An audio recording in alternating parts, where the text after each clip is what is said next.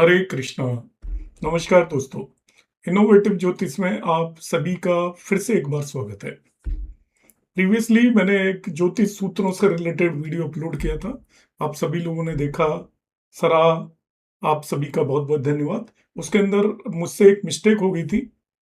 जन्म नक्षत्र को देखते समय पर मैंने बोला आश्लेषा, उसमें आश्लेषा ही था, मगर मेरे माइंड में ये आ गया कि मैंने अश्विनी नक्षत्र देखा है, तो उसके लॉर्ड केतु को लेकर मैंने उसको एक्सप्लेन कर दिया था बजाय मरकरी के। तो वो करेक्शन आप उसमें देख सकते हो, क्योंकि ऑब्जेक्टिव केवल एक्सप्लेन करना भर था। कोई भी एक कुंडली लेकर मैं एक्सप्लेन करना चाह रहा था, तो वो कंसेप्ट आपको समझ में आ गया होगा। आज मैं दो बहुत ही इंपॉर्टेंट बिंदुओं पर बात करूंगा आज की वीडियो के अंदर। और ये अक्सर आज के समय पर दो चीजों से, जो हमारी जैन जी आज के समय पर बहुत चल रहा है, चलन के अंदर है, हर जगह पर ये वर्ड सुना जा रहा है, तो उनकी दो समस्याओं का समाधान मैं कुंडलियों से करने की कोशिश करूंगा। जो जैन जी है वो चाहता है कि उसकी या तो सरकारी नौकरी लगे, अधिकतर लोगों की ये चाह होती है, और दूसरी उनके अंदर जो चाह होती है वो होती है they want to go abroad, बाहर जाकर सेटल होना चाहते हैं। तो इन दोनों प्रश्नों का हम बहुत ही सटीक तरीके से कुंडली देखकर किस तरीके से अनुमान लगा पाएंगे। देखिए, एस्ट्रोलॉजी के कोई भी सूत्र 100% कुंडलियों पर कभी भी नहीं लगते। तो आपकी कुंडली पर नहीं लग रहा है तो इसका मतलब ये नहीं मानकर चलें वो नहीं लगेगा। जनरली जो लोग आपका गवर्नमेंट जॉब में जाते हैं, उसके जन्म कुंडली के अंदर बहुत कॉम्बिनेशंस होते हैं, बहुत सारी चीजें होती हैं। सबसे इंपॉर्टेंट बात तो होती है कि उस व्यक्ति की कुंडली स्ट्रांग होनी चाहिए, लग्न और लग्न लॉर्ड स्ट्रांग होना चाहिए। मगर केवल लग्न और लग्न लॉर्ड स्ट्रांग होने से व्यक्ति को नौकरी मिल जाएगी, इस बात की कोई गारंटी नहीं है। इसी तरीके से कोई भी व्यक्ति यदि फॉरेन लैंड में जाकर सेटल होगा तो इससे विपरीत होना चाहिए। उसका लग्न और लग्न लॉर्ड को कमजोर होना चाहिए। वो कमजोर होगा तभी वो व्यक्ति फॉरेन में जाकर सेटल होगा। आज की क्लास के अंदर मैं काल पुरुष कुंडली के उपयोग की मदद से आपको दो बहुत बेहतरीन सूत्र बताऊंगा। सबसे पहले हम बात करेंगे गवर्नमेंट जॉब के क्या कॉम्बिनेशंस होते हैं। तो गवर्नमेंट जॉब के कॉम्बिनेशंस को हम देखते हैं किस तरीके से हम एक्सप्लेन करेंगे। तो इसके अंदर मैंने ये चार्ट लिया हुआ है, और इस चार्ट के बेस पर मैं एक्सप्लेन करना चाहूंगा कि किस तरीके से आप इसे देख सकते हैं। देखिए, काल पुरुष की कुंडली को आप यदि देखें ध्यान से, तो काल पुरुष की कुंडली के अंदर जो आपका 10th हाउस है, 10वां भाव, ये आपका 10th हाउस हो गया। ये आपके प्रोफेशन को रिप्रेजेंट करता है, हर तरीके के प्रोफेशन को। और आपका दो भावों पर आप और फोकस करें, ये 9वां भाव इस 10वें भाव से एक्चुअली 12वां है, और ये 5वां भाव 10वें भाव से 8वां है। तो 10th हाउस के लिए जो 12वां भाव है वो अच्छा नहीं माना जाता, और इसी तरीके से वो 10th हाउस के लिए 9वां भाव अच्छा नहीं माना जाता। इसी तरीके से 5वां भाव भी अच्छा नहीं माना जाता। 5 और 9 जो भाव है वो नौकरी के अंदर बाधाओं को रिप्रेजेंट करते हैं, इनके स्वामी बाधक की तरह एक्ट करते हैं। यदि हम काल पुरुष की कुंडली के अंदर देखें, और काल पुरुष की कुंडली में इन तीनों भावों के स्वामियों को अब जरा ध्यान से देखें। काल पुरुष की कुंडली में यहां पर बना लेता हूं, ये कुंडली काल पुरुष की नहीं है, ये यहां पर पैसे लगने की कुंडली है। तो मैं आपके सामने एक काल पुरुष की कुंडली बनाता हूं, देखिए।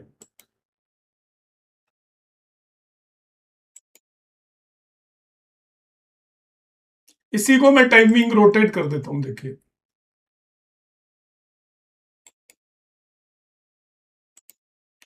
अब ये कालपुरुष की कुंडली बन गई। कालपुरुष की कुंडली में जो तीन इंपॉर्टेंट प्लेनेट हैं, एक प्लेनेट जो आपके 5वें भाव को रिप्रेजेंट करता है, एक प्लेनेट जो 9वें भाव को रिप्रेजेंट करता है, एक प्लेनेट जो 10वें भाव को रिप्रेजेंट करता है। ये रेस्पेक्टिवली 5वें भाव का स्वामी सूर्य हो जाएगा, 9वें भाव का स्वामी आपका जुपिटर हो जाएगा, और 10वें भाव का स्वामी शनि हो जाएगा। ये तीनों भाव जो आपको प्रोफेशन देंगे और जो बाधाएं देंगे, सरकारी नौकरी में इन तीनों भावों का ही रोल है, ध्यान रखिएगा। आप सरकारी नौकरी के लिए जिन तीन प्लेनेट्स को हम देखते हैं, आप कह सकते हो मैं बाधा वाले प्लेनेट को क्यों लेकर आ रहा हूं, क्योंकि काल पुरुष की कुंडली में 5वां भाव आपके पूर्व जन्म कर्मास को रिप्रेजेंट करता है। मगर पूर्व जन्म कर्मास में यदि आप अच्छे कर्मा लेकर नहीं आ रहे हो तो आपको सरकारी नौकरी नहीं मिल सकती। और 10 नवा भाव एक्चुअली अगले जन्म के कर्मास को रिप्रेजेंट करता है आपका। तो 5 और ये दोनों आपके धर्म भाव हैं, 5वां और 9वां भाव। हालांकि ये 10th प्रोफेशन के लिए दोनों आपके नेगेटिव हाउसेस हैं, मगर इनके जो कालपुरुष की कुंडली के लॉर्ड हैं वो आपके सरकारी नौकरी के लिए सबसे इंपॉर्टेंट रोल प्ले करेंगे। और इंपॉर्टेंट रोल किस तरीके से प्ले करेंगे, तो हमारे जो 3 प्लेनेट हैं वो सरकारी नौकरी के अंदर इंपॉर्टेंट रोल प्ले करते हैं। एक आपका होता है सैटर्न, एक आपका होता है सूर्य, और एक आपका होता है जुपिटर। ये कालपुरुष की कुंडली में है। तो आपकी जन्म कुंडली के अंदर इन तीनों प्लेनेट का प्लेसमेंट अच्छा होना चाहिए, पहली कंडीशन ये है, तभी आपको सरकारी नौकरी मिलेगी। आपका सूर्य का प्लेसमेंट अच्छा होना चाहिए, आपके शनि का प्लेसमेंट अच्छा होना चाहिए, और जुपिटर का प्लेसमेंट भी अच्छा होना चाहिए। ये तो एक नॉर्मल कंसेप्ट है। मैं दूसरा कंसेप्ट यहां पर बताऊंगा आपको, जिसके बेसिस पर आप एनालिसिस कर सकते हो कि किसी व्यक्ति को सरकारी नौकरी मिलेगी या नहीं मिलेगी। तो आप सिंपली देखिए उस व्यक्ति की कुंडली में 9th और 10th लॉर्ड, 2 प्लेनेट को देख लीजिएगा। 9th एंड 10th लॉर्ड या 5th लॉर्ड, तीनों को पकड़ लीजिएगा जिस भी व्यक्ति की कुंडली है। जैसे कुंडली आपकी यहाँ पर पाइसेस लगने की कुंडली थी, इसको मैं रोटेट कर देता हूं। तो इस व्यक्ति की कुंडली के अंदर यदि मैं 9th और 10th लॉर्ड को देखूं ध्यान से, तो इस व्यक्ति का जो 9th लॉर्ड है वो मार्स है, इसका 10th लॉर्ड जुपिटर है, और 5th लॉर्ड इसका मून है।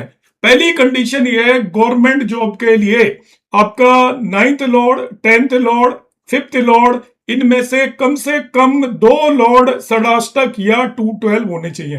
क्या कंडीशन है देखिए, इनमें से कम 2 लॉर्ड या तो षडाष्टक हो। षडाष्टक का मतलब होता है 6-8 पोजीशन, कम से कम 2 लॉर्ड क्या हो, 6-8 पोजीशन पर हो। 1 मिनट,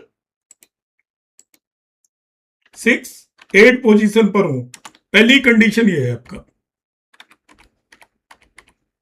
और दूसरी कंडीशन है, या फिर ये ऐसा नहीं है तो वो 212 पोजीशन पर हो।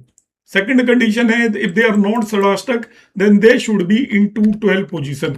इन दोनों पोजीशन को नेगेटिव माना जाता है, दोनों पोजीशन को नेगेटिव माना जाएगा।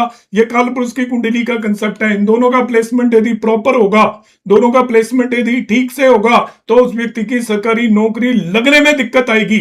मगर 9th Lord, 10th Lord and 5th Lord, in 3 planet को देखिए, 3 में से यदि कोई भी 2 प्लेनेट आपका 6-8 पोजीशन या 212 पोजीशन पर है तो आपकी सरकारी नौकरी लगने के योग बनेंगे।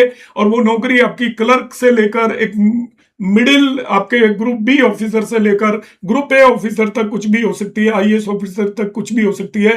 पहली इसेंशियल कंडीशन है कि आपका 9th लॉर्ड, 10th लॉर्ड और 5th लॉर्ड में से कोई भी 2 प्लेनेट आपके षडाष्टक होने चाहिए। यदि मैं इस पर्सन की कुंडली जो मैंने ली हुई है, यदि उस कुंडली को मैं लेता हूं तो इसका 9th लॉर्ड आप देखते हो तो मार्स है, वो यहां पर बैठा हुआ है। इस व्यक्ति का आप 10th लॉर्ड देखते हो तो वो जुपिटर है। मार्स और जुपिटर में ना ही षडाष्टक की स्थिति है, ना ही 212 है। मगर इसका जो 5th लॉर्ड है वो मून को देखते हैं तो इस व्यक्ति का मून ये यहाँ पर प्लेस्ड है, आप देखिए। और मून से जुपिटर जो इसका 10th लॉर्ड है उसकी पोजीशन देख लीजिएगा, ये षडाष्टक पोजीशन बन रही है। तो ये पहला योग है। किसी की भी कुंडली के अंदर आपको गवर्नमेंट जॉब से रिलेटेड योग देखना है तो आप 9th लॉर्ड, 5th लॉर्ड और 10th लॉर्ड देखिए। इनमें से किन्हीं भी 2 लॉर्ड की पोजीशन या तो 212 होनी चाहिए या षडाष्टक होनी चाहिए, जैसे इस केस में ये षडाष्टक हो रही है। ये पहली कंडीशन है। एक दूसरी कुंडली भी मैं आपको अभी देखकर बताऊंगा। दूसरी कंडीशन जो इंपॉर्टेंट है, पर्सन हायर ऑफिसर तभी होगा जब आपकी काल पुरुष की कुंडली का 10th लॉर्ड और 5th लॉर्ड वहां पर सूर्य है जो कि राजा है, जो कि आपको गवर्नमेंट जॉब देगा।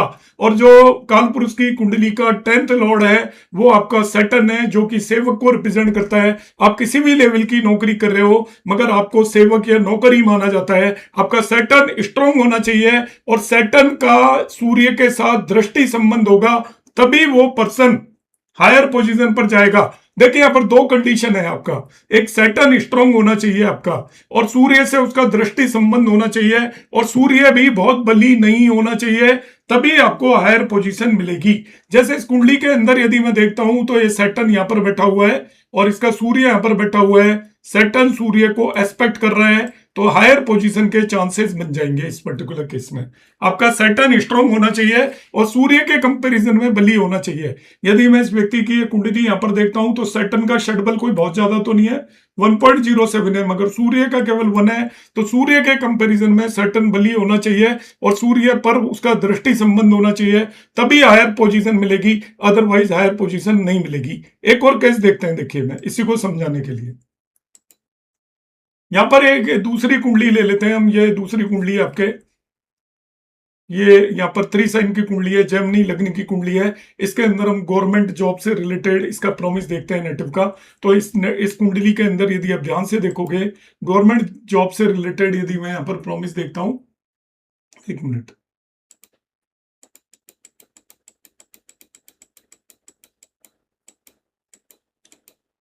इसका आप 10th लॉर्ड देखिए, 10th लॉर्ड है जुपिटर एंड 9th लॉर्ड देख लीजिएगा, दैट इज सैटर्न, और 5th लॉर्ड ले लीजिएगा वीनस। तो यहां पर देखिए आपका 10th लॉर्ड और 9th लॉर्ड के बीच में षडाष्टक संबंध बन रहा है। 10th लॉर्ड 9th लॉर्ड के बीच में षडाष्टक बन रहा है, 5th लॉर्ड से नहीं बन रहा। तो पहली कंडीशन आपकी गवर्नमेंट जॉब की यहां पर सेटिस्फाई होती हुई नजर आ रही है। अब हम यहां पर देखेंगे सैटर्न और सन का कोई रिलेशनशिप है क्या। तो सैटर्न सन का यहां पर कोई भी एस्पेक्ट से रिलेशनशिप नहीं हो रहा है। तो गवर्नमेंट जॉब की कंडीशन तो सेटिस्फाई हो रही है, मगर हायर ऑफिसर बनने के यहां पर चांसेस नहीं नजर आ रहे हैं। तो इस पर्टिकुलर पर्सन को गवर्नमेंट जॉब मिला, मगर क्लरिकल स्टाफ में मिला, पहले उससे भी नीचे आया, बाद में वो क्लरिकल जॉब में आया। तो ये दो हमने पर्टिकुलर कॉम्बिनेशंस देखे हैं। तो पहला कॉम्बिनेशन होता है कि आपका 5th लॉर्ड, वो 9th लॉर्ड और 10th लॉर्ड के बीच में षडाष्टक या 212 कॉम्बिनेशन बन रहा है। और दूसरा आपका सैटर्न का सन से एस्पेक्ट होना चाहिए, दृष्टि संबंध होना चाहिए, मगर एक कंडीशन उसमें ध्यान रखना है कि यदि सैटर्न स्ट्रॉन्ग है, बली है एज कंपेयर टू सूर्य, तब वो व्यक्ति आगे जाएगा, हायर पोजीशन पर जाएगा, अदरवाइज हायर पोजीशन पर नहीं जा पाएगा। अब मैं एक दूसरे कॉम्बिनेशन की बात करूंगा जिसको हम डिस्कस करेंगे रिलेटेड टू फॉरेन ट्रेवल। तो ये फॉरेन ट्रेवल का एक कॉम्बिनेशन है, यहां पर इसको हम देखेंगे फॉरेन ट्रेवल का क्या कॉम्बिनेशन होता है। इसमें आप दो चीजों का आप ध्यान रखोगे। देखिए बहुत सारी बातें होती हैं, मगर ये एक सटीक सूत्राज है जिन्हें आप लगाकर चेक कर सकते हो। आपके पास कोई भी कुंडली आती है, कोई भी व्यक्ति आपसे आकर कहता है कि जी मैं फॉरेन जा पाऊंगा या नहीं जा पाऊंगा, ये बहुत सारी कुंडलियों पर मैंने एनालिसिस किया है, मगर कभी भी 100% केसेस में कोई भी नहीं लगता। हो सकता है आपकी कुंडली पर ना लगे, हो सकता है 2-3 कुंडलियों पर ना लगे, मगर ये बहुत सारी कुंडलियों पर ये कॉम्बिनेशन लगता है और ये बहुत ही एक सटीक कॉम्बिनेशन है।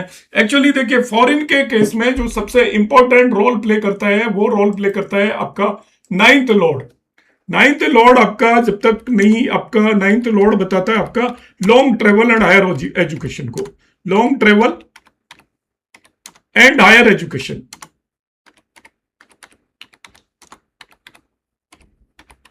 अब फॉरेन का मतलब यहां पर विदेश मानिए, अपना कंट्री मानिए, ऑलवेज बगैर लॉन्ग ट्रेवल के अभी आप कभी भी बाहर नहीं जा सकते। तो 9th हाउस का यहां पर रोल होना इंपॉर्टेंट है। 9th हाउस का हम क्या रोल देखते हैं, इसका जो 9th हाउस का आपका कारक है और फॉरेन ट्रेवल का जो कारक प्लेनेट है, दूसरा सबसे इंपॉर्टेंट प्लेनेट होगा आपका जुपिटर।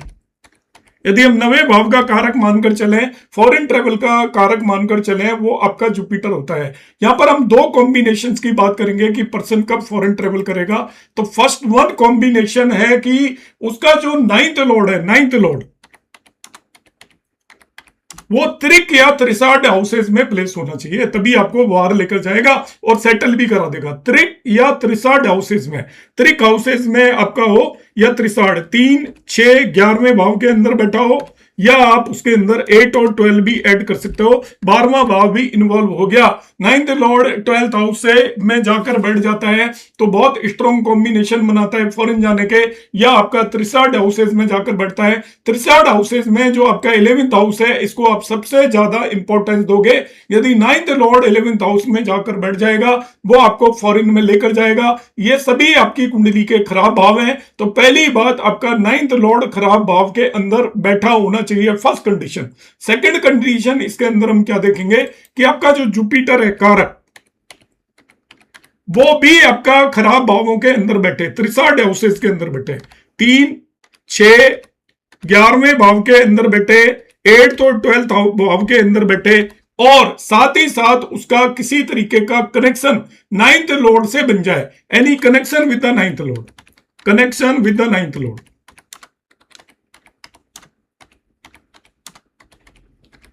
ये मैंने बहुत सारी बड़े बड़े लोगों की कुंडलियों में देखा है जो बाहर जाकर सेटल हुए हैं। अधिकतर की कुंडलियों में एक कॉम्बिनेशन होता है जुपिटर, मगर कंडीशन ये है जुपिटर आपके 9th लॉर्ड को एस्पेक्ट करे। तीसरी condition, Jupiter aspect the 9th Lord.